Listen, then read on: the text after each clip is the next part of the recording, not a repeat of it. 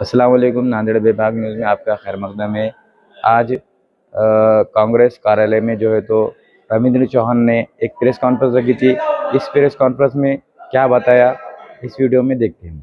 जिल्हा व शहर काँग्रेस कमिटीमध्ये पत्रकार परिषद उपस्थित असलेल्या सर्व पत्रकारांचं प्रथम मी स्वागत करतो।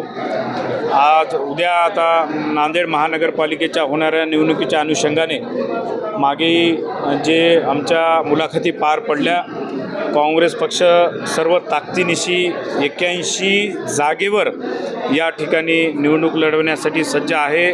सर्व सक्षम उमेदवार या ठिकाणी काँग्रेसचे संपूर्ण 81 जागेवर उभा टाकण्यास सज्ज आहे। त्याचबरोबर आम्ही जे आमचे समविचारी पक्ष आहेत त्यांच्यासाठी युतीसाठी आग्रही आहोत आणि त्यांनी आमच्याकडे युतीचा प्रस्ताव आघाडीचा प्रस्ताव या ठिकाणी दिलेला आहे। आता शेवटी ही महानगरपालिका म्हणल्यावर कार्यकर्त्यांची निवडणूक असते। प्रत्येक पक्षाकडे कार्यकर्त्यांचा ओघ पाहता, कार्यकर्त्यांची इच्छुकांची संख्या पाहता प्रत्येक पक्षामध्ये कार्यकर्त्यांना न्याय देण्याचा आहे प्रत्येक पक्षाचं धोरणच असते।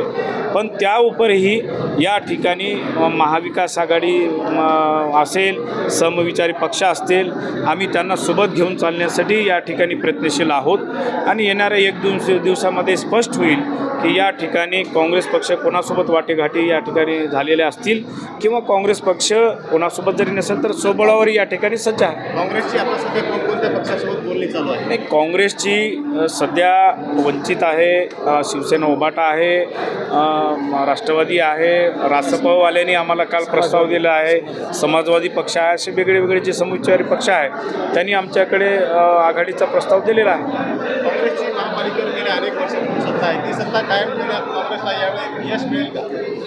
नाही, निश्चितच आपण म्हणताय की नांदेडची जनता हे सेक्युलर विचारसरणीला मानणारी जनता आहे आणि नांदेडच्या जनतेने हमेशा या ठिकाणी काँग्रेसला निवडून दिलेला आहे।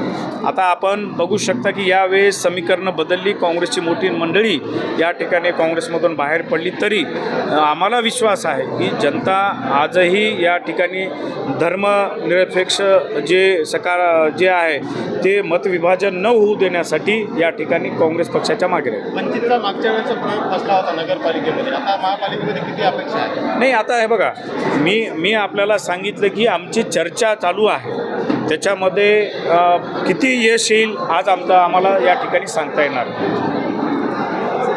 धन्यवाद।